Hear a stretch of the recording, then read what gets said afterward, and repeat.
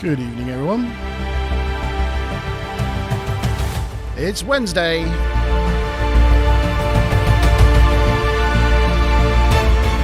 It's 8 o'clock. It's the TNG review show. Yay!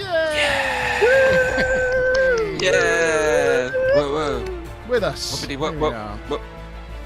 Good evening, everyone. It is the TNG review show with me, Montalban, my co-host Mazin with Bob, and G-Star. Good evening, everyone. And Good evening. Good evening. Thumbs up. Well, G-Star's remembering his thumbs, like it. the thumbs up button already. Yeah, like that. Yeah, be a part of the Plum cool reminded gang. us. Stu Plum's already done it. I've So- done it. Be part of the cool gang. Well done, you bloody legends. Yes. Remember that thumbs up button, the like button. That's great. And so, who have we got in so far this evening? Apart from us, we got Stu Plum there, and my wrench Smiler Rainbow. Mile Rainbow. Yes, I'm sure everybody else will be along in a little bit. Tonight's episode we're talking about this evening is Season 2, episode Time Squared, where I thought Karen would be chomping at the bit to get on to tonight's stream because we get double the Picard in this episode. So Double the love muscle. double the love muscle. Don't know if we... Yeah, thanks, G. Double the old Baldy.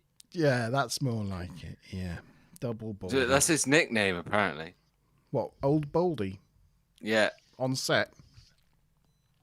Yeah. Well, I think it's Wikipedia or IMDb. On one of them, it says Patrick Stewart's nickname is Old Baldy. Yeah, it's factual. So I read it on the internet. it's got that going for it. Less of the old Bodie or Karen's off. She's here, though. She's here. Hey, there we go. We've got Karen. I can continue now. Good evening, And Karen. Mickey's here, too. Mickey, he's just on his way. He's on from his the way gym. home. Yeah. Talking of the gym, just as our beginning chats, Smiler and myself, we joined the gym last week, so we've been heading to the gym like every other day. We've been like 3 times in the past week. So Very cool. that's going well. Can't lift my arms above there anymore. But Aww. no, it's going all right. It's going all right. Though my arm is a little sore because I've just come back from having my second jab, Ooh. and but no side effects yet. But they say with AstraZeneca, if you had some side effects in your first one, you probably Second won't one's with your worse. second. You won't? Oh, No. right. Okay. Generally, you don't feel anything in the second one, so I'm hoping that's gonna. Fingers crossed, or it could bring the show to an end quite quickly. Yeah, if I start hallucinating or anything like that, I'll put it down to the. If the you jab. start pronouncing words like me, then we know you've got bad. Yeah. Right. Maz, have we got a good, healthy amount of trivia and goofs this evening? Yeah, we do. A fair old decent number.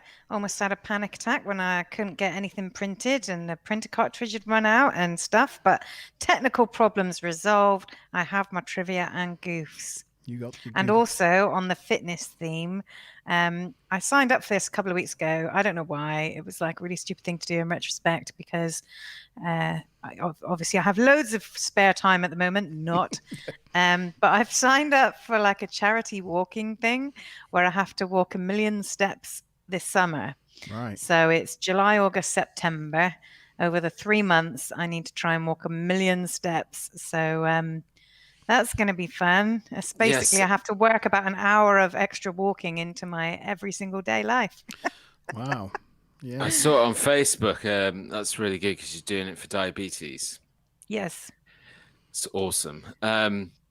Well, what you need to do is follow a bit of advice that you gave me. You need to get one of those standing working desks. I So then know, you I've could been be looking- working and walking at the same I time. have been looking into that. Yes. You can get desks you with go. like treadmills. You can, and I've got like a little treadmill. I was thinking whether I could put a desk over it in Over some it, way. yeah. But what I might do is instead, I don't know if we've still got it downstairs, but we used to have just like a little tiny stepper. Like it's just like a little thing where you just like with Yeah. 2 little levers. So if I could just get because I think with walking, like you're going to be kind of going a bit backwards and forward, it might be a bit awkward. But with a stepper, because you're completely stationary, I think that might be a way to go. But yeah, we'll see. But I have been looking at standing desks. Well, if you do $1 million on that thing, you'll probably end up looking like J-Lo by the end of it. That's a good point. Yeah. Yeah. It will be. I mean, standing up for like all day is one thing, but trying to step. I mean, I wouldn't be able to step for like 8 hours while I'm working. That would be crazy. Yeah. Karen thinks you should take tiny steps to fit the Yeah, million yeah. in. We need tiny steps. Yeah. I'll do anything I can. So, G. I'm envious of you guys, you know, all that gymming and stuff. But You're not. the only gym I know is the guy that works behind the bar down the road. Yeah. Well, you got probably a more active job than I have. Just sat at my desk all day. So. This is true. Yeah, you get your workouts other ways. So Definitely. Questions, G. Now we particularly didn't talk about this beforehand, so we don't know how many questions we've got coming this evening. So, G, how many questions have we got coming? Well, I think last week there was 7. And you know, I'm always one for wanting to top myself. Oh my god! So no, I'm joking. There's 4. There's 4. That's a good number. I like that. We have 3 of our normal questions: Lieutenant Commander, Commander, and Captain, and we also have a time vortex question. Ooh. Oh, for this episode, in keeping with the Times Squared theme. Within keeping of the theme, I was going to do all it. the questions all over the place and sort of do the captain one to start off with, but you know, that would be getting a little bit too crazy. Smiler Rainbow's happy with only 4 questions. Yeah, very good. Oh. Make you a cup of tea. Oh, thank you. My son's making me a cup of tea, so that's nice. Nice. Yes. Mine's with 2 sugars, please. Yeah. Chat want to take orders. Yeah. So that's good then. We've got 4 questions. We've got we're loaded up with trivia. So let's make a start. You probably want picture to begin with. The obligatory title screen. There we go. So we start off where Riker's preparing a meal in his quarters with some dodgy-looking eggs. Worf, Data, Geordi, and Dr. Pulaski enter, and I thought it was quite funny how they kept entering the room and the doors kept closing behind them and then opening. And, you know, like Dr. Pulaski in particular looked like she was about to walk straight into the door at one moment, you know. I can imagine the guys operating the doors were like, really? That's what we're going with? Well, okay. Data doesn't think that cooking in this way is efficient, but Riker schools him on having flair for ingredients rather than just replicating predetermined amounts. He says it's flair that gives you artistry over competence. Dr. Pulaski says that breaking bread was a thing about building community, but it's something they've gotten away from in the 24th century. Just as Riker pours eggs onto a hot plate on the middle of the table, Dr. Pulaski thinks he's got a practiced hand. And Riker thanks his father for this, because his father hated cooking and made Will do it. So we know that's where Will got his culinary talents from. Over to Maz for a goof here. Ooh, Well, there's many things so far. in this one little scene. I personally didn't catch it, but in the opening scene when he's preparing the eggs, there's a studio light which casts the shadow of the boom mic on the wall, or on the computer panel behind him. So that's kind of one goof. Pulaski brings a bottle and says that it's to go with the omelets. Your omelets deserve no less. And then, of course, he serves them not Scrambled omelets. No, it's scrambled egg, because he scrambles it. And I don't know if it's supposed to be omelets. there's Riker obviously mentions the relationship with his father, and that's explored more in the Icarus Factor, which I think is the next episode, isn't it? Yes. Oh yeah, it is. Yes, it is. Yes, it is. Yeah, so we'll get to find out more there. And then, there's sort of conflicting opinions on this last point. So some people have said, Pulaski was like, oh, your father cooks, like as if she didn't know him, but it turns out she did know him intimately. But then other people say the fact that she was surprised is because she knows him, but she didn't know that about him. That's why she was surprised. So it hints at the fact that she, that she knows him. That's why they're surprised, rather than just saying it as in an observational tone of voice. And I'm kind of more inclined towards the second one, really, that it's foreshadowing that. Yeah. She's brought some ale to the party as well, or some sort of brown liquid that she then dishes It's like out. apple juice. Apple juice or something. I don't know. It's some brown liquid. But the bottle that it's in is the Romulan ale bottle that McCoy gives Captain Kirk in Star Trek II: The Wrath of Khan as a birthday present. Amazing. That's very cool. Did not know that. Yeah. Is there any pictures? No. Maybe there is. I don't. And Stuplum caught the goof as well with the omelets. He's like, omelets? Yeah, omelets. Yeah. Yeah, Karen says maybe they just messed up the omelets, so only had scrambled eggs left. I think probably they intended it to be omelets. Then when it got to the bit where he has to like dish it out to everybody, he's like, how can I dish out like 4 omelets with 1 pan? So then they probably changed it to scrambled to make it the scene flow a bit better. Yeah, plus the director saying, well, you got to actually look like you're cooking, like stir it around. So he's like, well, I can't stir it around. It's an omelette. An omelette. I don't do any. You don't do anything with an omelette, but you got to act. You got to do cooking. We'll just make it scrambled cooking, eggs. goddammit. I'll show him how to make an omelette. Yeah. Mickey's made it home. Well done, Mickey. Well done, Mickey. Yes. Well, you missed the first 2 questions, Mickey, so you're not going to win this week. No, I'm joking. So mean. I know. I don't know what the first question is. I'm afraid of facts. I'm fact afraid. Geordie asks where he got the eggs, and Riker says from their last stop, they're Owen eggs. Owen eggs. So they start trying it after Riker's dished them all out of portion. And both Geordie and Dr. Pulaski both make like horrid faces. They're like, oh, God. But Worf, however, he's sat there, he's tucking in heartily. And he just looks up when everybody's like stopped and staring at him. And he's like, delicious.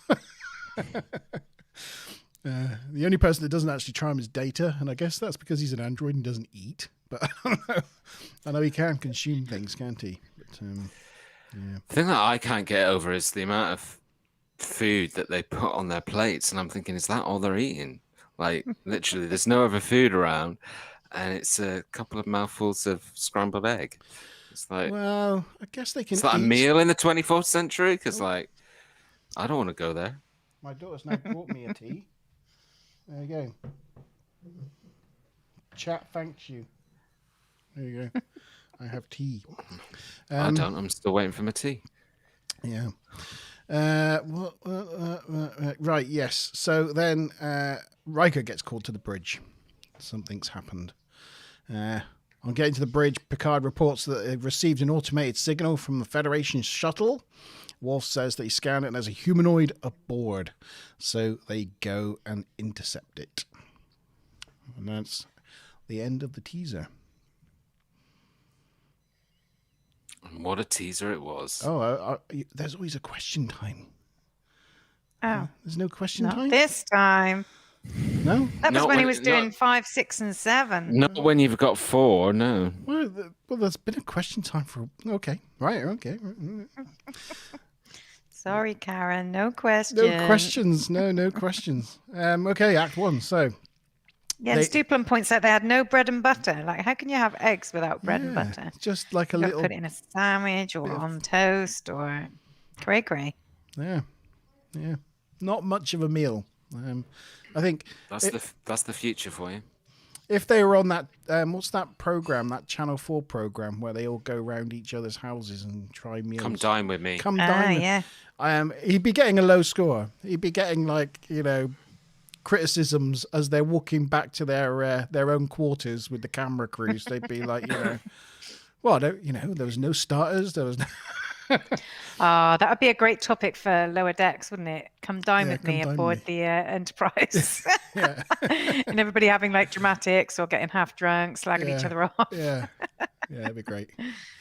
Act 1. So they arrive at the shuttle. They put it on view screen, and you see the shuttle tumbling through space. They lock on the tractor beam and maneuver it into a shuttle bay. Shuttle Bay 2.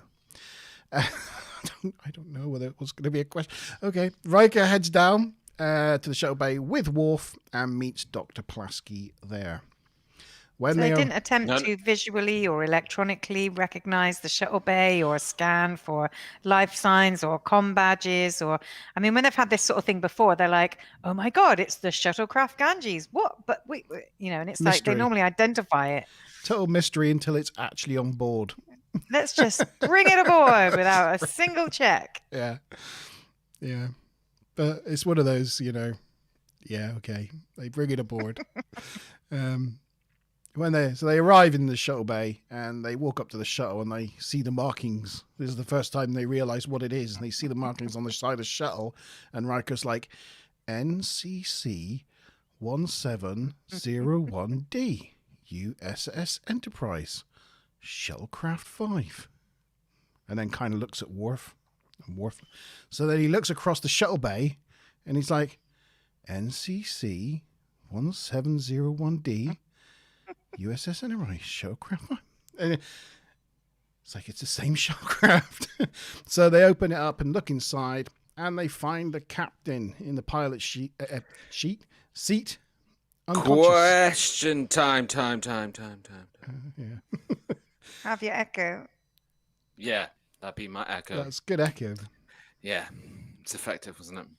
Okay, everybody ready for the Lieutenant Commander Q. It's worth 25 TNG points and your first promotion of the evening.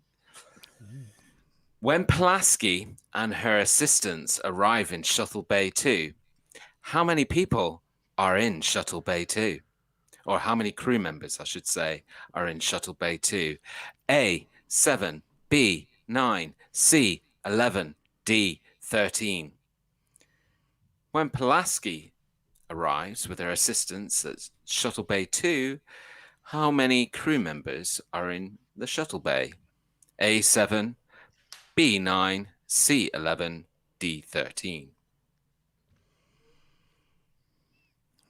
I could have a good guess at that one, I think. Well done, Smiler. So they find that the captain is in the shuttle unconscious. Riker calls Picard on the comms. Captain? To check where he is, and Captain confirms he is indeed on the bridge. And Riker says, well, I think you should be in Shuttle Bay 2 and bring Data with you. Picard arrives in the shuttle bay with Data and Troy in tow. I noticed Troy spends a lot of this episode following people around. Yeah, mostly Picard. Mostly Picard. She kind of just follows Picard around in this episode. She does. Whether he asks it or not. And they see the pilot. He's there to see the pilot of the shuttle. Dr. Pulaski reports that life readings are unusual. But there's no signs of trauma. In particular, she says, brain readings are strange, like they're out of phase. Picard wants to revive him, but first she needs to take him back to sickbay. We got Karen's gone and Stu Plum. Get your answers in. While you're paused, the shuttle, do you know what the name of it was? Yeah. El Baz. Paz, and it's after a... Oh, I'll let you say. Farouk Elbaz, whose name is sometimes hyphenated, who's a geologist who helped the Apollo astronaut command module pilots to observe the moon from orbit. Oh, that's nice. Yeah. That's very cool. like a space-related homage to a Hmm. geologist. Yeah. Right, I think we've probably got all our answers in now from our regulars. Okay. What do we? Can I give my opinion? Yeah, of course you can. I'm So can Maz. I'm thinking 7. That's same here, yeah. That's what Who- I've guessed. Who are the 7? So I think there's 3 people at control consoles around the shuttle bay. There's Worf, Riker, and Dr. Pulaski. That makes 6, and Picard in the shuttle. That makes 7. Correctamundo. So, from our viewers, we have 1 promotion happening, and that would be for Lieutenant Commander Stu Plum. Well done on your pit promotion, and 25 TNG points. Nicely done, Mr. Plum. Well done, Mr. Plum. Sir Plum. No, that's not right. Lieutenant Plum. You can move the picture forward now. Oh, can I? Oh, yeah. Sorry, I can, can't I? Oh, yeah. Yeah, there she is, telling everybody that her brain, the brain is out of phase. I've just remembered this guy came in behind her, but I guess he came in a little bit later. Yeah, no. He's a nurse. Yeah, he's one of the assistants. I think there may be an 8 then.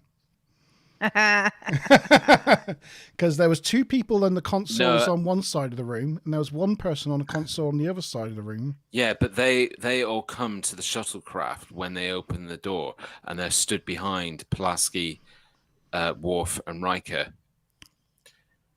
So you see 3 of them stood behind them, and then you see them 3, and then you see Picard. Ooh, Controversial. Controversial. Yes. Just got to find where I was. Yes, he's out of phase. Picard wants to revive. Oh, yeah, God's sake. Okay. As she wills Picard. Oh, yeah, I've got to warn you. In my notes, I found I was writing Picard every other word or writing the other Picard, and it was getting really annoying. So I just renamed this Picard Dickard. Because he ran away from the Enterprise, so I thought, well, what a dick. So I called him Dickard. So anyway, that's who I'm referring to. The way of doing it? Yeah. I like it. So she wheels Dickard out, and Picard asked Troy for her opinion, and she said all she knows is that Dickard is as much Jean-Luc Picard as the person standing in front of her. So Picard orders Data to access the logs. I can't do this for the whole episode. Yeah, you're gonna. It's the way it is. But the shuttle has no power, so Riker orders Geordi to shuttle bay to help out. He also notes some scorch marks on the side of the ship, which Picard thinks looks like the scorch marks of an antimatter explosion. Wonder what that is. Is that am I the only one that just thought, like, how did he get that from, like, it looked like a bit of dirt on the side of the shuttle. How did he look at that and go, I know what that is. That's an antimatter explosion, that is. Is that Geordie? No, Picard. Oh, God. Yeah. Anyway. It sounds so wrong. It does.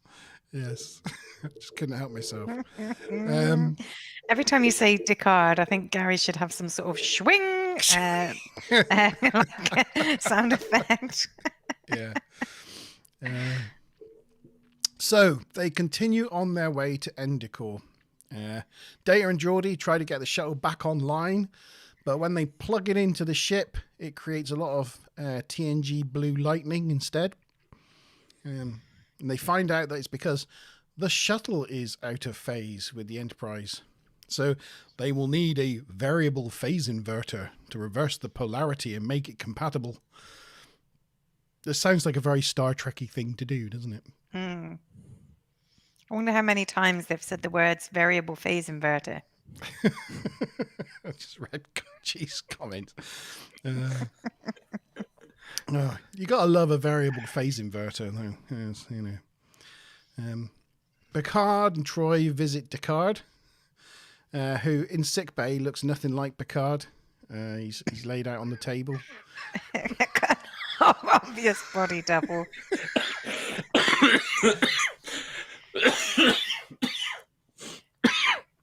You're right there. I'm Jim. going to die. I knew this would get him.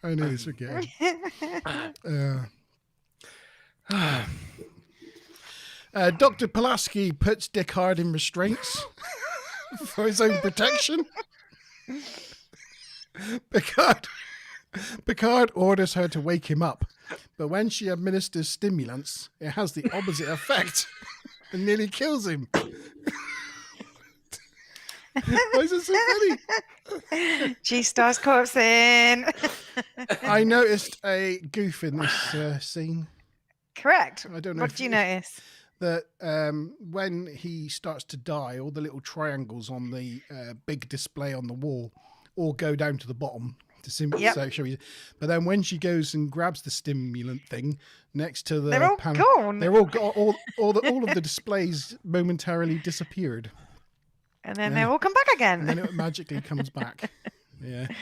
Correctamundo. I got a goof. I spotted one. Yay. Maybe they were movement controlled. Like as she walks away from the panel, they turn off, and then as she comes, you'd expect that sort of thing in the future, wouldn't you? Oh, smart ass. Well, if there's a lot of people in the room monitoring things, for it just to switch off, I mean, it's not helpful. GDPR. Like people don't want their readings being shared with anybody else. So when she's not there and walks away, they disappear. I think I'd be worried in any sort of hospital where nobody can tell if I'm alive or dead unless somebody stood right next to me. Yeah. Like that wouldn't seem like a very safe environment. No. Meanwhile, Geordie and Data are implementing the phase inverter. Geordie thinks that by all rights, this should blow the shuttle's circuits to pieces, so Data asks Geordie to step away as he doesn't want his friend to get injured. But Geordie reminds him that he isn't indestructible either, which he thinks is a good point. After some tinkering about, they get the shuttle up and running and find that the shuttle is from around 6 hours in the future. It's the end of Act 1. And the beginning of Act 2. Picard orders Pulaski to wake Deckard again. I guess she used some different method this time because Morning Glory. It works and Deckard doesn't corpse. But he doesn't say anything. He just looks around like he's in pain with his mouth open going, ah. That's what he does. Picard orders a staff meeting in 5 minutes, but leaves Pulaski to her patient. In the observation lounge, they had... Oh, there might be a... There we go. Yeah. In the observation lounge, they are... Geordie's showing the last logs from the shuttle, and we see the shuttle taking off into a swirling vortex cloud with Riker in the shuttle bay waving goodbye. Well, he's not actually waving, but... Question time. Oh, just waiting for the echo to end. Sorry. Right. So the next question, Commander question, worth Commander promotion and 50 TNG points. How many crew watched the logs from the future shuttle? How many crew watched the logs from the future shuttle? A, 5, B, 6, C, 7. I'm sensing a theme to the questions. No, that's it now. And does anybody know the goof on screen at the moment? Is it the star date? Correct. What's the star date say? That's wrong. There it says 42597, but previously they had it as 42679.2, which was 6 hours behind 42679.5. So like 0.2 to 0.5 was 6 hours. This star date here is like 80 odd behind, not even a Right. point. So that would be what, like a year or something? Yeah.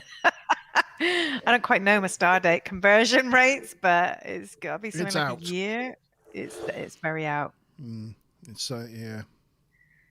Maybe when it entered the vortex, maybe it screwed up the computer. It didn't know what date it was. Karen, G got a new mic, and this mic doesn't have the automatic echo effects. So we're gonna have to sort out a streaming board. It can be moved around. Yeah, you can. Much better quality. Yeah, we'll sort out some echo effects at some point. Yeah. Yeah. It's difficult to do effects on live stream. Yeah. If they're not built in. Get your answers in, Mm-hmm. guys. Nobody's given an answer yet. Yeah. No, they haven't. No. Do you want to read out the question again, just in case they've forgotten? How many crew watch the logs from the future shuttle? Is it A, 5, B, 6, C, 7? How many crew watch the logs from the future shuttle? A, 5, B, 6, or C, 7? Get your answers in chat, please. Okie dokie. So yes, Geordie's there showing the last logs, and oh yeah, we saw Riker waving goodbye, and we see the Enterprise trying to get away out of the vortex, but it hits by an energy ball and blows up.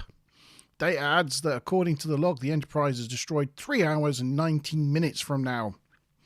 Geordie plays the last audio log from the shuttle, and it's by Picard, who says, "I just witnessed the total destruction of the USS Enterprise with the loss of all lives save one, me." Wolf's like, "I don't see how that could have happened.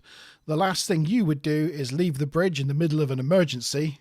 And Picard's like, "Yeah, quite." That's really awkward. Like, "Oh yeah, I'm not doing anything like that."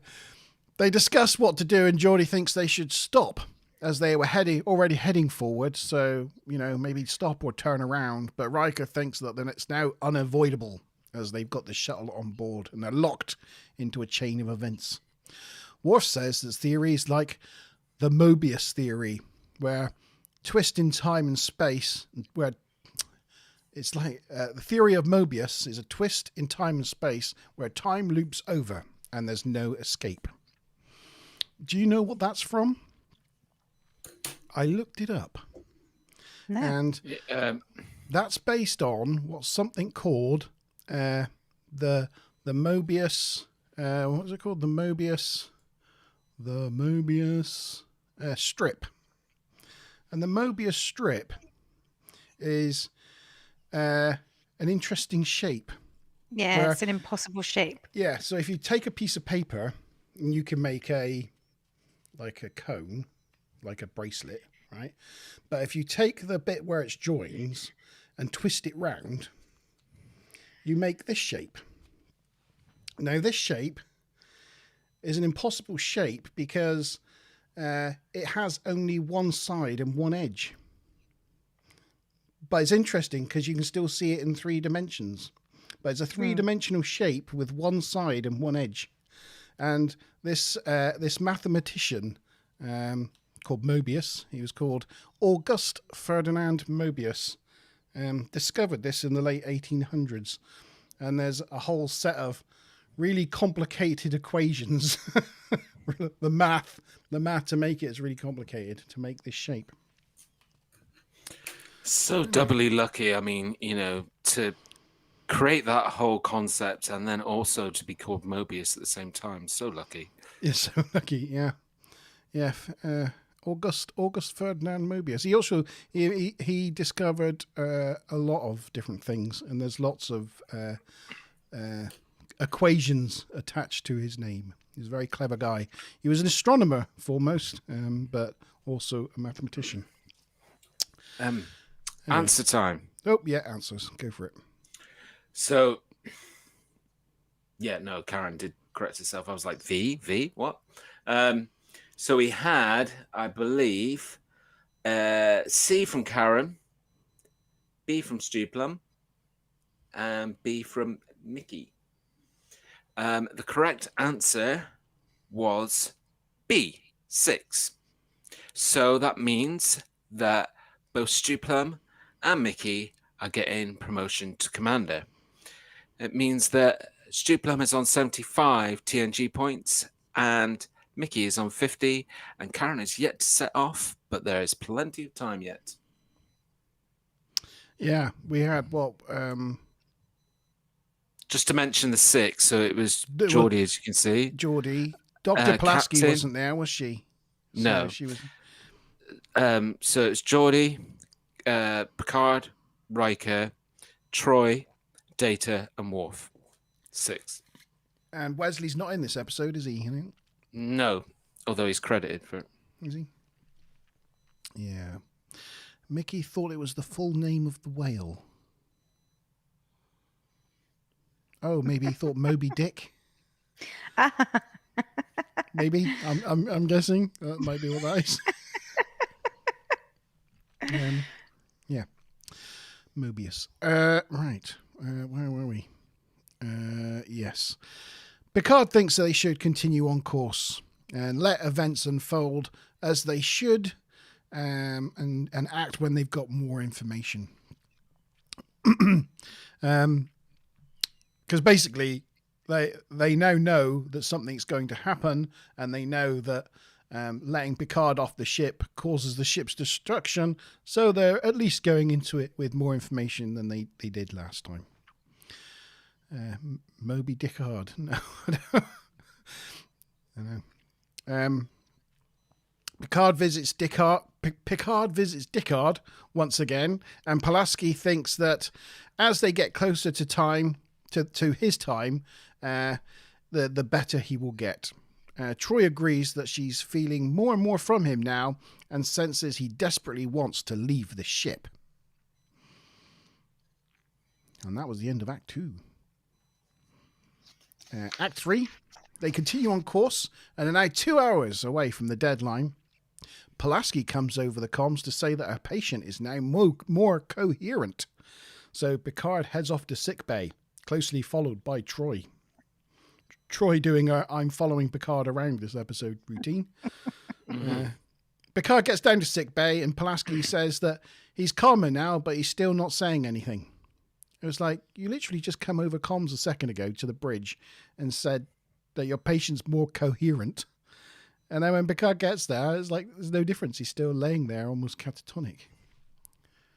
So she obviously has very bizarre. She has a different definition of what coherent means. Picard tries to ask him what went wrong, but to no avail. Troy tells him he can't hear you. It's like he's in another dimension, looking at them from across a great chasm. Pulaski chimes in, saying that maybe as we get closer to his time, maybe he'll be able to hear you. And I'm thinking, you just said that just a minute ago. Picard is not convinced Dickard is him at all. Aside from his features, there's nothing about him I find familiar, he says. He orders Troy to stay with Dickard, as she will be able to communicate with him before anyone else. And he leaves sickbay. After he's gone, Pulaski expresses her concerns that Picard is at breaking point, but Troy's not so sure. Pulaski says it's her duty to the ship and not the captain, but Troy thinks he's still capable of making command decisions. But Pulaski's like, but for how long? If she sees signs he's acting in an irrational manner, it'll be her duty to remove him from command. She seems pretty stuck on this point. Troy says that won't be necessary, and Pulaski says, I hope you're right. But she says that at the same time as shaking her head. You know when people do that thing when they say, I hope you're right. So her words are saying one thing, but her head's saying body language completely different. You know, it's like when someone goes, do I look pretty in this dress? And you go, yeah, you look wonderful. It's like, that's so I would never do that. No, neither would I. No, I believe that you wouldn't. Anyway, Yeah, so yeah, she totally does that. Time vortex question. Oh my gosh. There's also a little goof too. But Oh, should I'll we do have, We'll that. go through the should we have goof the goof first. first? We'll go through, yeah. Well, I'll goof it up first then. Let's goof it. It was just the fact that Picard, before he left, Troy was shooting Pulaski daggers, right? She was so not happy with what Pulaski was saying. But before Picard left, he said, stay with him. And then Troy has a little, cross words with Pulaski and walks out.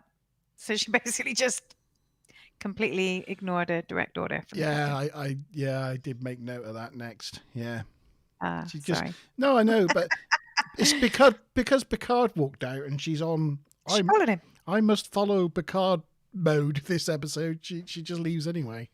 But yeah, he did give her a direct order. Yeah. And she ignored it. She did. Yeah. Go on then. What's our question? What's our timey-wimey question? Give me 2 seconds. Oh, this is looking complicated. What's he doing? Just put a link in chat. Oh, all right. You'll need it for this question. Oh, crumbs. Everybody. It's a good job I made you a wrench, isn't it? Okay, so this is a time vortex question, and it's a very tricky one. So therefore, it's worth a massive 100 TNG points. So it could be a real game changer. Here you go for the time vortex question. If we came across a Shuttle 5 with Picard in it at the start of tonight's episode of the TNG review, what stardate would it be from? I'm not seeing any link in chat. I'll put it in chat. It's come up. I can see the link. I can't. Can you guys, somebody tell me if you can see the link in chat? If not, I can give multiple choice. No, it's not coming through. No, I'm not seeing it. Mickey says no link. Okay. Karen says I can't. I take that means see it. Could be YouTube stopped me using the link in the the stream services stopped me using the link in the Smiler chat. Rainbow says if you WhatsApp it to her, maybe she'll try and add it. But So it she might can stop her usually too. add a link. Yeah, well, it's just no. Let's not worry about it. What I'll do is I'll give multiple choice instead. So, Smiler's like, yay. Complete guess. if we came Oh, no, across, get prepared to type lots of numbers, Smiler. yeah, if we came across a Shuttle 5 with Picard in it at the start of tonight's episode of the TNG review show, what stardate would it be from? A, 74963.4. So just for Smiler's purposes, number A is 74963.4, or B, 74963.2. So that's 74963.2, or C, 74963.0. 74963.0. We've got A. Just stardates go down. I didn't No. realize that. No, they're just random It's just options. options. The link was going to take you to a stardate calculator, so you can put in the time, and then it'll give you the stardate, and then somebody could have come back. Oh, it was only because, like, this stuff with the Star Trek is like 400 years in the future, and that starts with a 4. But now we're saying our star date at the moment starts with a 7. It's crazy.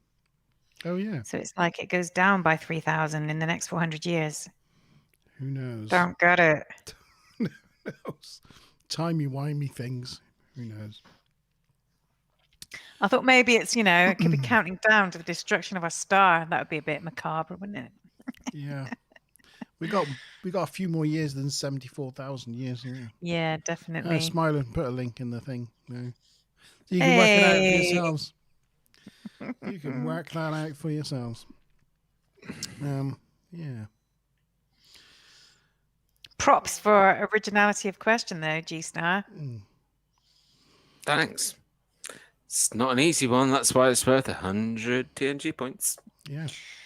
First answers are in. So, yeah, Troy leaves the shuttle. Troy leaves sick bay and follows Picard out. Yeah. In the shuttle bay, Picard arrives. He visits the shuttle and stands and stares at it for a while, and then leaves the shuttle bay again. And that was an entire scene. He then goes to his ready room and theorizes with Riker what could have possibly caused the shuttle to go back in time. Riker doesn't think they know of anything that could have caused it, aside from maybe going faster than warp 10. Picard's like, what about using the gravity of a star to slingshot back in time? Because we've seen that happen before. But Riker points out that the shuttlecraft doesn't have warp capabilities, which is a very good point. Picard goes through various instances where they've come across timey-wimey, warpy things. For example, the Traveller traveling through time using his mind, but none of them seem to fit with this particular situation. Riker tells him that he's struggling to grapple with this because he's used to taking charge of a situation. So Picard's like, what you're trying to say is I should just sit down, shut up and wait. He's like, well... He says, but I'm not very good at that. And Riker says, maybe that's your Persian flaw. Does anyone know what that means? Do we know what a Persian flaw is? I do now. I hadn't heard the phrase before, actually, but I do now. Mm-hmm. And you do? I presume you've looked it up. I do. I did know. I thought it was what it was. I did look it up, though, just to check, but it was what I thought. So for those who don't know, it's to do with... Persian carpets and the way that they're woven, and it's standard practice to deliberately put in a few minor flaws.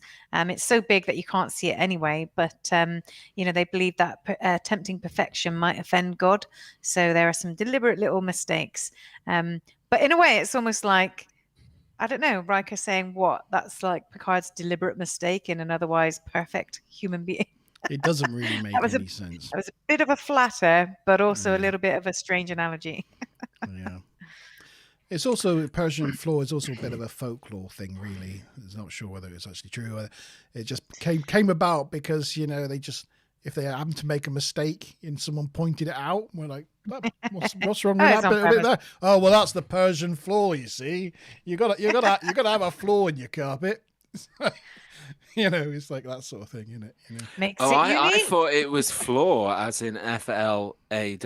Yes, what it is. Yeah, it is. Yeah, flaw. Oh, yeah, flaw. Okay. All the answers are in. Oh, answers. Right, go on then. And everybody's gone for a different answer, which is awesome. ABC. Because it means only one person is walking away with 100 time vortex points and shooting ahead in to the lead by a lot. Yeah. So anyway, to explain this question, okay, you're gonna leave them hanging. Yeah, I'm gonna leave them hanging. Oh man, let's go to an ad break. That's what they do on television, isn't it? Yeah, they go. We'll be back after the ad break. We'll come right back after this break. Yeah. So obviously what I asked was if we came across a Shuttle 5 with Picard in it at the start of tonight's episode, which was at 8 o'clock, what time would it be from? Well, it would be from 2 a.m. on July 1st, 2021. If you put that into a stardate calculator, the stardate comes out at 74963.2. So B was correct, and Karen gets the 100 time vortex points and shoots ahead into the lead on 100 points. Oh, well done, Karen. I love Stu Plum's reason for choosing C was he's already given an A and a B answer, so C seemed like the right thing to do. You thought I was going with a pattern. Guess you may as well spread it around. Yeah. He thought he could see my pattern. Yeah. Well, there was the one evening where all your answers were B. Yeah. I do like to do that now and then, just, make it interesting for myself. Whatever floats your boat, Julie. Whatever floats your Yeah. boat. Here, I forgot to move the photos on. So here we've got not Picard on the bed. Picard is on the table. That's what you're trying to say.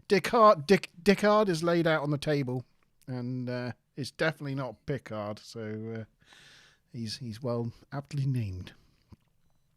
Yeah. Oh, poor Mickey. He's got after gym brain. He's struggling to cope with it all. I now remember what that's like. Yes. Are we here with the right pictures now? Let's go with that one. Persian floor, yes. Just then the ship's rocked. So they get called to the bridge, and Worf reports an energy vortex has opened up beneath them. So at least Picard no longer has to wait any further. And there's a nice visual, which I think is at the beginning of this. There you go. That's the Enterprise being sucked in. So that was the end of Act 3. Act 4. Data notes that it's similar to their tractor beam, and Geordi reports that he's having to hold the engines at 30% just to hold their positions. Troy senses a consciousness, but not any particular thought.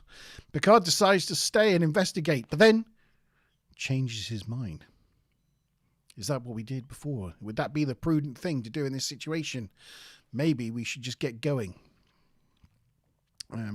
So Riker agrees, and Picard orders maximum warp. But like a giant Chinese finger puzzle, pulling on it just made it tighter, and the Enterprise gets sucked in. So, or gets stuck there. Then Picard stupidly orders full stop on all engines. So the Enterprise actually does get sucked in, because they were up 30% before, just maintaining where they were at. So a full stop was not a good order. Geordi then has to rush to restart the warp engines again. And I think somebody would have said, "Are you sure, sir? Do you realise?" sure? It's going to be sucked in. Did you really mean that, or did you mean take us so that we are at a stop at whatever engine? You know? Yeah, but it was a real bad order by Picard. Unusual bad captain decision there. He's all over the place, by though, the isn't big he? man. Second guessing himself, just like Pulaski said he would. Yeah. Pulaski was right for once. So yeah, Geordi gets the yeah. Oh, you're shaking your head there. Well, do they end up dying at the end of the episode? No. No. Geordi gets it started up, and they go to Warp 7 now to maintain their position. They launch a Class 1 probe. They try to give it a good probing, but it gets destroyed. And Picard is then whammied, and so is Dickard in sickbay. I think we've got possibly the next picture. Yeah. There you go. Whammy picture. That's a whammy. He's being whammied by blue lightning, as you do. I'd say it's more of a purple pink. It's purpley pink lightning, yeah. Riker orders readying photon torpedoes, and Picard gets whammied again.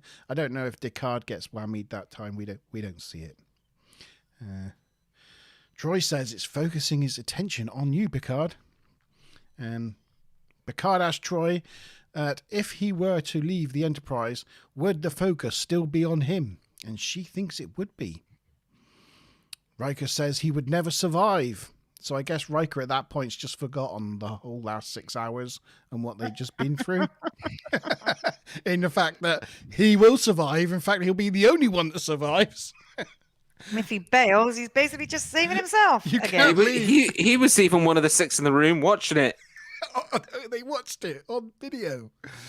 Oh, Riker, you idiot. Picard then realizes, he's like, oh, that must have been what Picard thought. And goes off to speak to him in sickbay. Troy being Troy, follows along. Follows behind him. But this time, you see, she's been practicing it all episode. So this time she's got it so weighed off, she gets to sickbay, even though she gets the next the next turbo lift, she gets to sickbay way in advance at Picard, because the next scene we see Picard going into sickbay and Troy's already there. Yep. And that was over an ad break when it was originally shot. So it's like it goes to the ad break, it comes back and she's already there. And it's almost like, well, there's been some adverts. People wouldn't notice a discontinuity error like that. But these days we do. We notice them. Picard's just walked into sickbay thinking, ah, yes, Troy's still here, doing as I ordered her to stay. To watch Picard be. Forgetting he just had a conversation with her on the bridge.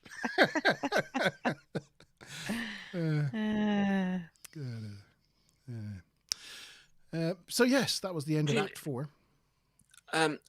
Apologies if I missed somebody saying this, but you know, in the video you see the Enterprise destroyed.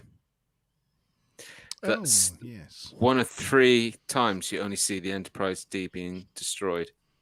Yesterday's Enterprise? No. Yesterday's not yesterday. No. Cause and effect. Yes. Cause and effect. You see it many times. Generations. Generations. Yeah. 7. 4. I think you see it in cause and effect. 4 times you see it destroyed. Yeah, there you go.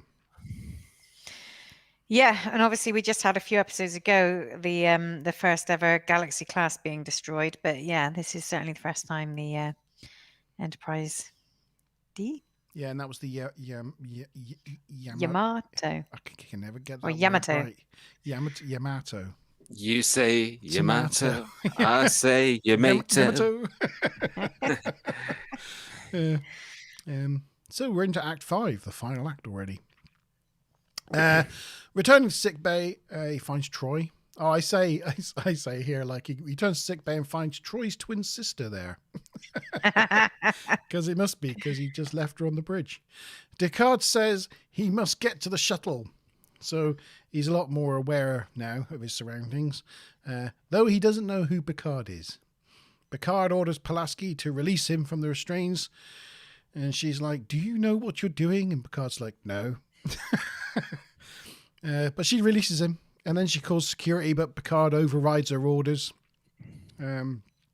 Picard takes Picard to the shuttle bay. On leaving, Picard must have forgotten Troy's twin sister's name because he just looks straight at her and says, you stay here. I guess he's fed up with her following him around all episode. On the way there, Picard tells him that the entity sees the Enterprise as a being and Picard as its brain. That's why it wants him.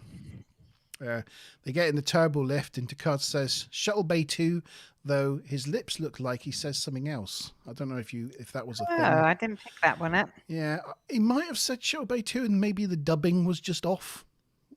But his lips doesn't look like it says what he says when he goes in the Shuttle Bay. Yeah, it didn't come up on the goofs. Okay, maybe that's just not a thing. Whilst they're walking along the corridor, Riker informs them over the comms that they're about to lose warp drive, to which they both say, understood. Yeah. I find that walking down the corridor was also a bit confusing because when they left the turbo lift, our Picard was on the right and Picard was on the left. But then when they cut to them as they turn the corner, Picard's on the left and Picard's on the right. But anyway. Nicely noticed. Yeah. They enter the shuttle bay and Picard wants Picard to tell him what the other choice was, but Picard's fixated on leaving, so won't listen. He opens the shuttle bay doors and says that flying straight through it would definitely destroy the Enterprise, but that gives Picard an idea. So whilst Picard's trying to get into the shuttle, he shoots him dead to end the cycle. And he messages Pulaski to come to Shuttle Bay 2. And she does so, and she brings Miles O'Brien with her, I guess, to verify that Randomly. Picard was actually dead. Pulaski then kind of like scans him, goes, yeah, he's dead, and then walks out the shuttle bay, leaving poor O'Brien stood there in the shuttle bay with the dead Picard in front of him going, oh, now what do I do? Poor And Miles. when Picard is jabbing stuff into the console, it's like wobbling all over the place. I don't know if you noticed that. Yeah. Picard then goes to the bridge and orders the Enterprise to turn around and fly straight through it. And I noticed through this scene that the wide shots, his lights weren't on his chair. Was this mentioned? Oh, right. Was this not mentioned? No. Oh, I noticed this one. On the wide shot, his chair wasn't turned on. Sometimes they just forget to turn. Like, there must be like a light switch somewhere which just turns his chair on. And but it's really distracting because, like, in That the was wide my shot, captain question. was it? No, it wasn't. Yeah, it was what piece of furniture on the bridge doesn't have its usual lights on? It You was lie. not. He lies. You He lies. lie. But yeah, when you get the close-up shot, they're bright white, and then when you get the wide shot, they're black. Yeah. Anyway. Yeah. I'm such a geek. No. Yeah, I am. So the Enterprise flies straight through it and exits out the other side. And as they exit, Picard and the shuttle, or Dickard and the shuttlecraft and shuttle bay vanish right in front of O'Brien. But also, like on the bridge, as they're flying through it, they're all shaking about, and like Geordie's having to hold on to the console to stay upright. And then it cuts to O'Brien, and he's just kind of stood there, not hanging on to anything, not shaking about at all. So clearly, parts of the ship are going like this, and other parts of the ship are just completely stable. Yeah. Yeah. Well, the shuttle bay has Dampening field around it, and Yeah. and the vortex just caused this weird morphing different ends of the ship thing. Yeah. Maybe it's like on a ship on the sea, and as it's going like that, the Oh, yeah, the he's at bridge the at the center front, point. the bridge at the front is really rocking about, but the shuttlecraft on the neck in the middle is staying. Maybe. If gravity was a thing in space, maybe. If gravity was a thing. Yeah. So yeah. Space has got gravity. It's just a different type. It's all over the place, Well, but yeah, I it's guess. kind of gravity's everywhere, but yeah, not when you're moving through space. Everything's relative. Yes, so Brian reports that Dickard and the shuttlecraft's gone. Riker visits Picard in the observation lounge, where Picard is pondering the fact that there were more questions than answers that came out of this ordeal. And Picard says that they say if you travel far enough, you will eventually meet yourself. And having done that now, it's not something I wish to repeat. Do you know when that door opened, I, for 100% sure, thought Troy was going to walk in. Because he'd already assigned the bridge to Riker. And I just really thought she was going to come and, see how he was doing after his ordeal, because she just followed him around everywhere. But no, it wasn't even her. I could have passed out with shock. Yeah, Riker with Troy in tow. It also felt like, I don't know if this is right, but a lot of the episodes that start off with those like in their quarters doing something social kind of thing, I expected it to end that way as well. Usually end, yeah. Like they bookend maybe it. because he did like rubbish eggs at the beginning, whether he'd be like in his quarters, I don't know. And they'd make a joke about deja vu or something. Yeah, or... something like that. Yeah. If only I could have seen into the future and realized those eggs would have been rotten or whatever, something like that. But no, that was just a thing. It was just a thing that happened. There we go. That was the end of the episode. They carry on their adventures. Have we got a captain question? Now I've finished. Yes. Our all-important captain question. So, just before we get into that, just another roundup. We have Ensign Karen on 100 TNG points. We have Commander Mickey on 50 TNG points. And we have Commander Stuplum on 75 TNG points. That's where we stand at the moment. As always, the captain question is worth 100 TNG points. However, there is a bonus for a separate part of the answer, if you can give it, that will get you 50 TNG points. But you only get the 50 TNG points if you get the first part of the question right. So you can't just give me the second part of the question. Okay, so here we go. At the start of the episode, Riker makes eggs. How many does he crack for the meal? And there's an extra 50 points if you can name the type of eggs. Monty said it earlier on. So first of all, you have to tell me how many eggs he cracked. And then you have to say what, for the extra 50 TNG points, you have to tell me what was the name of the eggs. Nice two-parter. Well, I've got a bunch of like little bits and bobs that I didn't sort of say part of the way through. I didn't show We this have a winner. picture. I didn't show this picture. Oh yeah, it's a good one. The Elbaz. The Elbaz. There it is. It's quite a nifty And little the looking sideways, shuttlecraft, isn't it? Are all of the symbols sideways on the shuttlecrafts? I guess they must be. Oh, what these symbols? Yeah. Yeah. It's the same as on the side of the Enterprise. Yeah. Oh well, this one hasn't really got a side, is it? But unlike the Enterprise A or one of those ships, this is what it looked like on the side. Yeah. Yeah. Cool.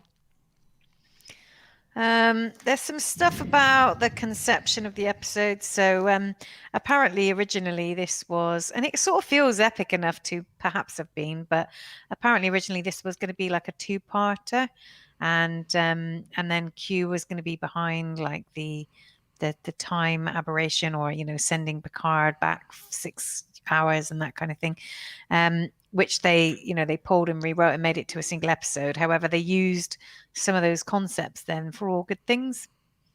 So they kind of elaborated on it and then turned it into a Q-related double-parter for the future. So they, I think that was quite a good. That makes a lot of sense. That makes a lot of sense, because it does feel like they're being toyed with, or like even when Picard says there was a lot more questions than answers at the end, Troy sensing consciousness behind all this, and it's like. And they just make it that the anomaly is alive, right? Okay. Yeah, it's like you have to move forward to fix the problem rather than trying to reverse and pull away and all that sort of thing. You've got to meet your problems teaching them a head lesson. on. It's a very QE like lesson, isn't it? You can see how they would have thought that would have been a Q, or how that would have worked in the story. Definitely would have. And messing about and being fixated on Picard. Yeah. Yeah. For sure. And original title apparently was Time to the Second, as in, time to the second, as in time squared. But then they changed it. And they said they changed it to time squared with a little 2. But I'm sure when I've seen it, it's been written out time squared as 2 words. But then maybe some people can't do the little power of 2 thing on, text-based stuff. And you mentioned earlier that, they were talking about all the different ways of like time travel and slingshots and stuff. So just for completeness, the slingshot time travel method was used by Captain Kirk and his crew to travel back in time. Star Trek The Naked Time, Star Trek Tomorrow is Yesterday, Star Trek Assignment Earth, and the movie Star Trek 4 Voyage Home. Yeah. So yeah, common way of time traveling. You'd think people would do it all the time. Wow, you would. It's quite easy. Just get up enough momentum, slingshot around the star. As long as you got a Vulcan on board, it can do the calculations in his head. You'll be fine. Yeah, there you go. Was there any more? Was there any more images, or was that the last one? Oh yeah, that's the last one. I'll leave that one on there for Karen. So we got some answers. Have we got a winner there, G? Yeah, we had a winner really fast in about 2 seconds after me asking the questions. I am very impressed, but also at the same time, I thought I was going to beat Mr. Early this evening because he was lagging in the back. But no, that was so impressive. Like almost 2 seconds after I finished asking the question, it was in chat. And yeah, he was right on both accounts, so getting the 150 points altogether. It was one egg. Whether he used more than that and it was off camera, I can't tell, but you actually see him crack one egg into the bowl. So that's egg goes a long way. Yeah, so that means that we finish with Stu Plum on 75 TNG points, Karen on 100, and our winner once again, Mickey, with a fabulous 200 TNG points. Wow, 200. You were pretty close this week, guys. That's the closest it's been for quite a while. Yeah. Yep. Mickey says he wants to know what an Oon looks like. He's had a look on Google, but there are no images. We'll just never know. No, it was only ever mentioned in this one episode, I think. They never mention it again. So no artist ever put you know, an image out of what an Owen was. So yeah, we'll just never know. Maybe on lower decks or something, they'll come across a planet with some Owens on it, and us geeks will be watching it going, "Oh, it's an Owen!" That's what it looks like. We'll be texting Mickey. Mickey, Yeah. Mickey, you never guess. Yeah. You're now a fellow geek, Mickey. Sorry about that. Yeah, Stu Plum says apparently they are red. they're He's red. on memory Is it? alpha. they are red. Oh. Yeah, they are red. Oh, I didn't know that. Yeah, they're Well, red so with a sort of really pale white yolk. How did you know that, Stu No, Plum? the eggs are red. Yeah, what he's asking is what they're owing. Oh, The right. creature that I see. lays the egg. No, we don't know what an Owen looks like, Ah. but the eggs are red. Yeah.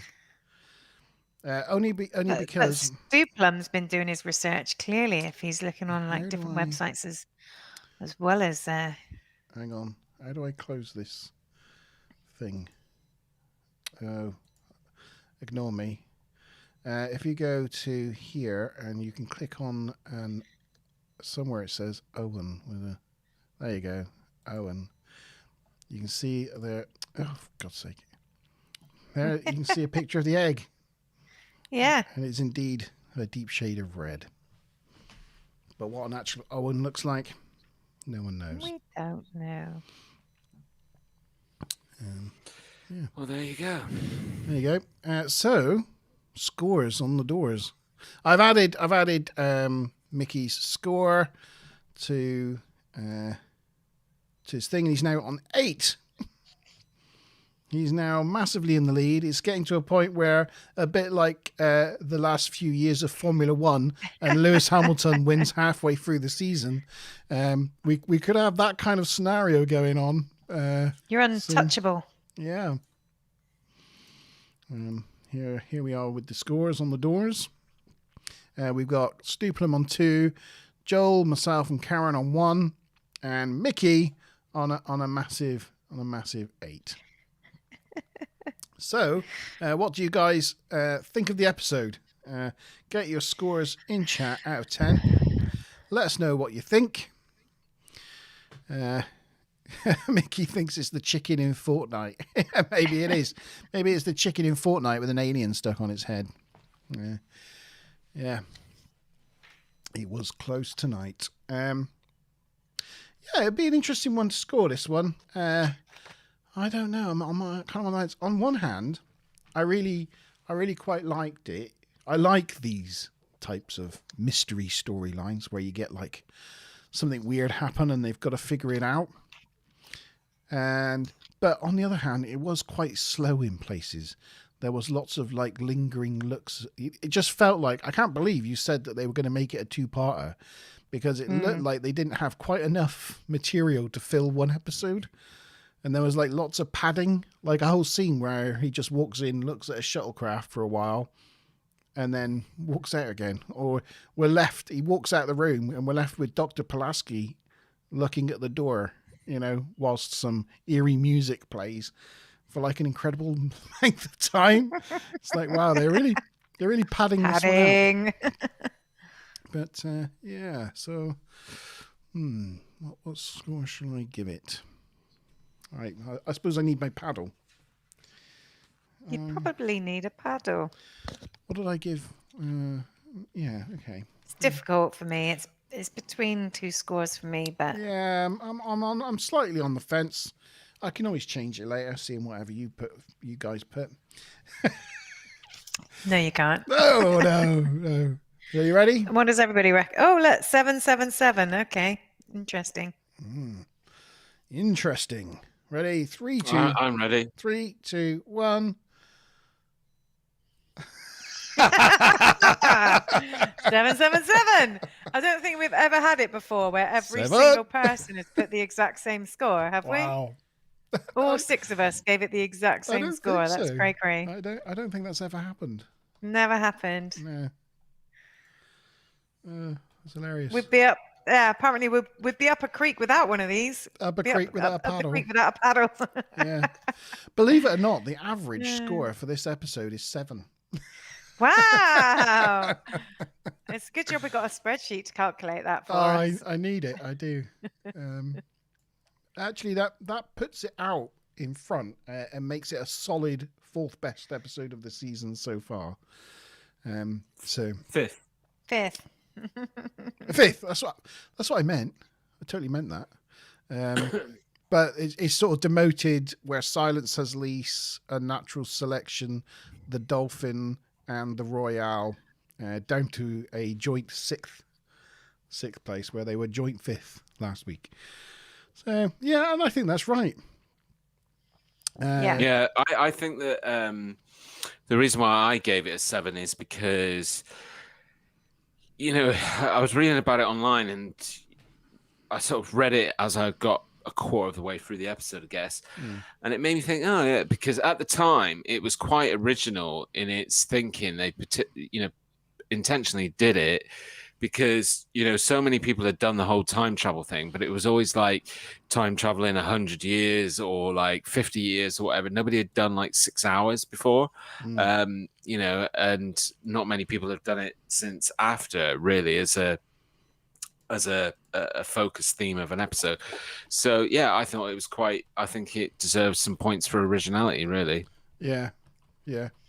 And it was. I just enjoyed it. Like, I know there were a few goofs with like the body doubles and stuff, and I know like Monty. And to be honest, Monty, when you were giving your critique a minute ago, I thought you were going to score it lower when you said you thought there was all this padding and it was a bit boring. But I just really enjoy it. I think it's an original episode. I think, I don't know. I found it. Yeah, engaging story. I've always liked this episode, and I liked it watching it again. So yeah, I always remember the first time I watched it, and that moment where the camera pans to like Picard in the shot, and you're like, oh, dum. Oh my God, how is Picard in the shadow? And it was like, oh, and you were just like, then you were caught into the episode, and that was it. Yeah. No, I agree. And even though I did think like it did seem a little padded out in places, I think it kind of it lended itself to the atmosphere of the episode, like long pauses and tense music. It kind of lent itself to the sort of the building of the tension and that sort of thing. So as always, guys, thank you for your participation in chat and your participation in the quiz questions. It's been good fun this evening. Thank you, guys. Yeah. Good night, Stu Plum. Good night, Stu Plum. Next up, as you say, we've got the Icarus Factor is the next episode. In fact, there's 22 episodes in season 2, so we've got another 9 episodes to go. So in theory, if Mickey did lose all of the all of the episodes to come in this season, someone could nick it from him. But well, we could always agree to put a minus 50 TNG points penalty. We'll have a Mickey handicap. Oh, or like I've got the flavour of questions now. That I can beat him with. I know what beat him and what stumped him this evening. Just random questions about numbers of people and things that you wouldn't actually think of writing down as a fact. How many flies were on the wall in the background? How many lights could you see lit up on the console? In that scene in sickbay, how many times does Picard breathe?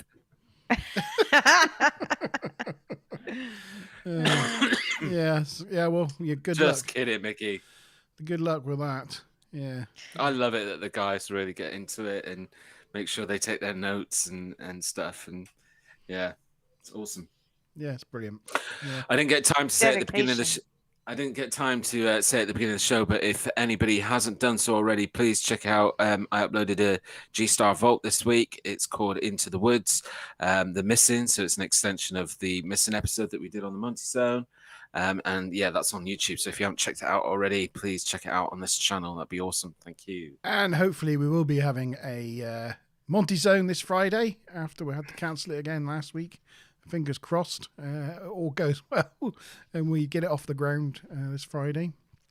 But unfortunately, I won't be here next week for the TNG review. Right. I'm in Cardiff, unfortunately. If anybody's looking for me, that's where I'll be. Right. Yeah, so don't know if I want to invite a guest on to do question time. That's one way. That's one way of stopping Mickey. Get Mickey to do it. Yeah, we get Mickey.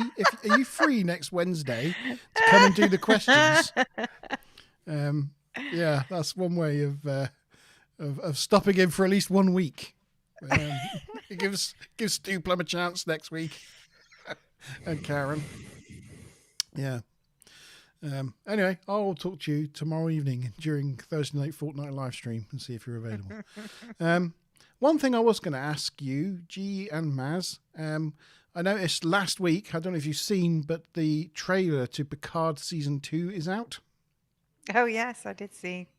Oh my God, it's so weird, but like, how can John Delancey look way hotter now than he did 20, 30 years ago? It's just like, that's just weird. It's like a fine wine.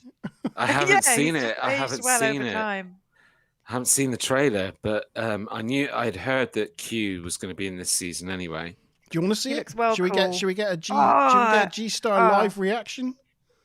Yeah. Will you not be it's you can play it though, can you? Will you not be like, I don't know. you might be YouTube banned? They might cut you off. If this gets cut out, CBS. if this gets cut out, at least it's the end of the episode. So Yeah. we won't be missing much, will we? Here we go. We'll say a premature goodbye just in case, but hopefully we'll be able to digest this trailer in a moment. It should be all right. That should do. I mean, a lot of other people have already streamed it. So let's see what happens. Fingers crossed. Well, Karen votes Mickey and for Mickey votes Karen. They both want their points. Here we go. Oh, share audio. Must do that bit. Right, you ready, G? Mm-hmm. Yeah, there we go. Look at Q. He Q. looks so cute. He almost looks very like completely not the same person. I know. But I mean, he Sounds always like had him. this weird like rubber face, but now I don't know. He just like his face looks still the same, but with the kind of white hair and the beard, he just looks cool somehow. I don't know. Yeah. He's Who forgetting. is this Q? Oh my God, Mickey! Mickey. Did you not watch Encounter at Farpoint? It was the very first episode. Don't you remember? He was the judge. And it's about the Or are you just saying because he's so unrecognizable? sixth episode he was in it. Is it Hiding Q or Oh yeah. where he tries to tempt Riker Riker. to become Yeah. a Q That's it. in season 1. Yeah. Yeah.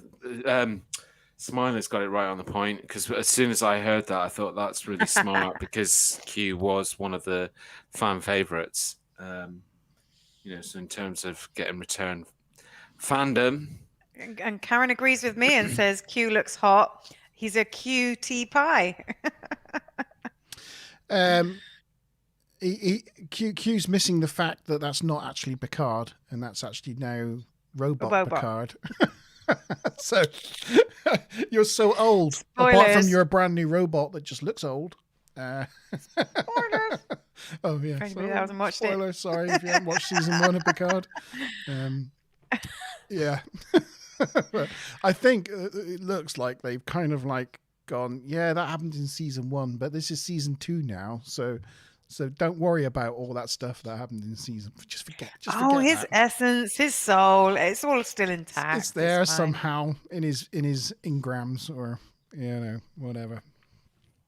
Yeah, but there is a thought that Q might not be in that many episodes, so it might be just the first episode. But people say that there's a theory. I mean, I don't know what you think, but that maybe he'll be in like that first scene or the beginning part of that episode, or at some point during that episode, he'll be like, I don't think I'm going to be this old man anymore, and click his fingers and become a completely different, younger person. Actor. Yeah. They're sort of teasing us with old Q, but what we'll actually get for it going forward is somebody else. But let's hope not.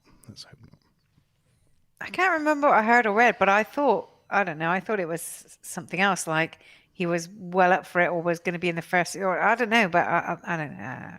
Let's see. Let's see what happens. See what happens. So yes, what do you think, G? It looks all right, doesn't it? Oh yeah, G's reaction. What does he reckon? Yeah, I mean it's quite a short teaser of a trailer, but yeah, just always gets me going, and it's also sad to see. I think he's getting a little bit too old now, and maybe needs to think about hanging up the drama masks. Yeah, bless him. I mean, I think it might be. Well, they imply it might be the last season anyway, but but yeah, I mean, I don't know. I think there's a time travel element. Like we generally like time travel episodes, so that's kind of a good thing. And even seeing like this Star Trek symbol and stuff, it's like that clearly like timeline's been altered. I don't know. I find it intriguing.